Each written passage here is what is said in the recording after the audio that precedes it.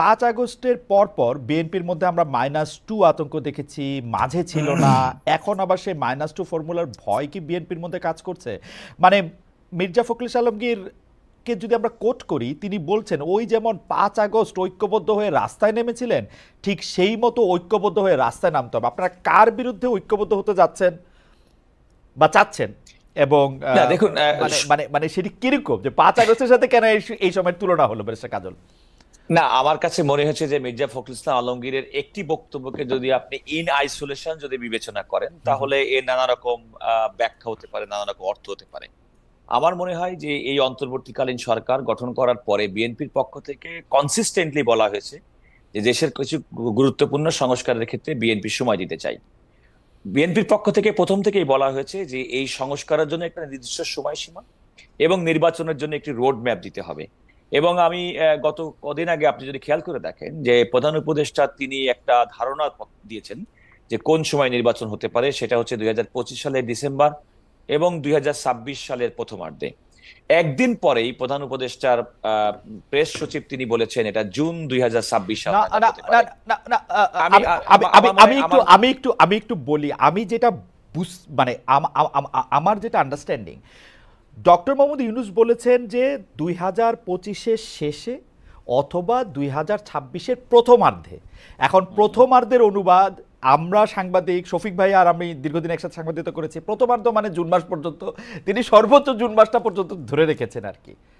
না, আমি আমি আমি বলছি মির্জা ফখরুল ইসলাম আলমগীর সাহেবের এই বক্তব্যটা হচ্ছে দেখেন, বিএনপি কিন্তু বিগত হাসিনা সরকারের বিরুদ্ধে দীর্ঘদিন পর্যন্ত আন্দোলন করছে। তার অন্যতম কারণ ছিল মানুষের ভোট এবং ভাতের অধিকার।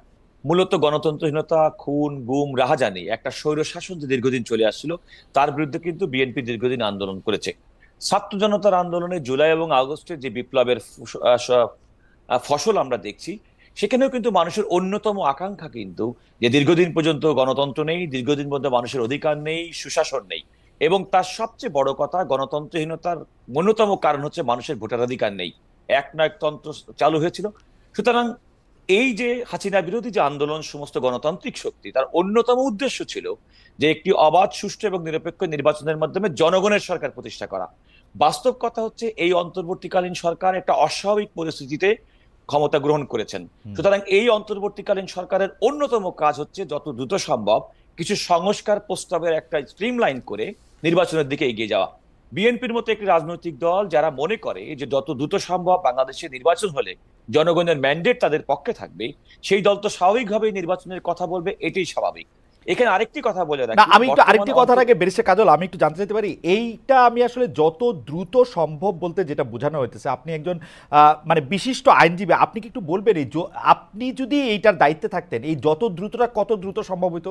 হ্যাভিং ইন ইউর মাইন্ড আমাদের পুলিশ বাহিনী এখন কাজ করতেছে না, নানা ধরনের সমস্যার মধ্যে দিয়ে আমরা এখন আসি, আর কত দ্রুত করতে কথা বলি। আমি একটা কথা বলি, বাংলাদেশে আজকে অন্তর্বর্তীকালীন সরকার নামক যে সরকারটি আমাদের সংবিধানের 106 অনুচ্ছেদে সুপ্রিম কোর্টের আপিল বিভাগের মতামতের ভিত্তিতে চলছে, আমি আবারও বলছি, আমি রিপিট, এরকম একটি অস্বাভাবিক অবস্থা কিন্তু আমরা 1/11-র পরেও কিন্তু দেখেছি। প্রায় 2 বছর সেই সরকার ছিল। সাধারণ মানুষ কিন্তু একটা অনির্বাচিত সরকারকে খুব বেশি দিন গ্রহণ করে না। 1, 2 নম্বর হচ্ছে কোন রাজনৈতিক সরকার, গণতান্ত্রিক সরকারের জনগণের প্রতি যে দায়বদ্ধতা, সেই দায়বদ্ধতা থেকেও কিন্তু তারা অনেক সময় নিজেদেরকে নিয়ন্ত্রণ করে তাদের কার্যক্রম পরিচালনার ক্ষেত্রে। আমি যদি বর্তমান সরকারের সঙ্গে 2 বছরের শেষাশিত সরকার মঈনুদ্দিন ফখরুদ্দিন সরকারের কথা বলে দেখি, মানে তুলনা করে থাকি, তাহলে দেখবেন সে সময় সরকারের নানা ব্যক্তিজনের বিরুদ্ধে নানা রকম অভিযোগ কিন্তু উঠেছিল। সেই অভিযোগটা এই অন্তর্বর্তীকালীন সরকারের বিরুদ্ধে উঠবে আমি এমন আশঙ্কা আমি করতে চাই না। তবে একথা মনে করি যে যদি কোনো কারণে এরকম একটি অন্তর্বর্তীকালীন সরকারের কোনো ব্যক্তি কিংবা অংশীজনের বিরুদ্ধে এই ধরনের কোনো অভিযোগ ওঠে, তাহলে জাতি হিসেবে আমাদের জন্য অত্যন্ত সুইসাইডাল হবে।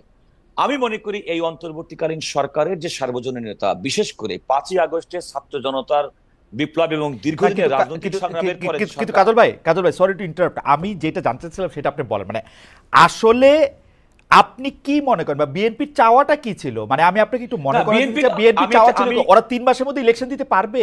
Is it practical?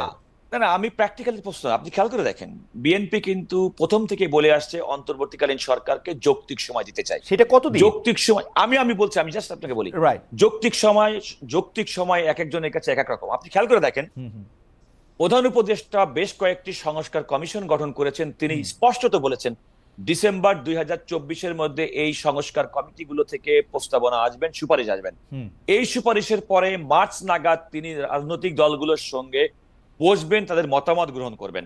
তাহলে এই সরকারের অন্যতম প্রায়োরিটি হচ্ছে যে একটা সংস্কার প্রস্তাব, বিভিন্ন অংশীজনের সঙ্গে কথা বলে সংস্কার প্রস্তাব দেওয়া এবং রাজনৈতিক দলগুলোর মধ্যে সেগুলো একটা ঐক্যমত সৃষ্টি করা।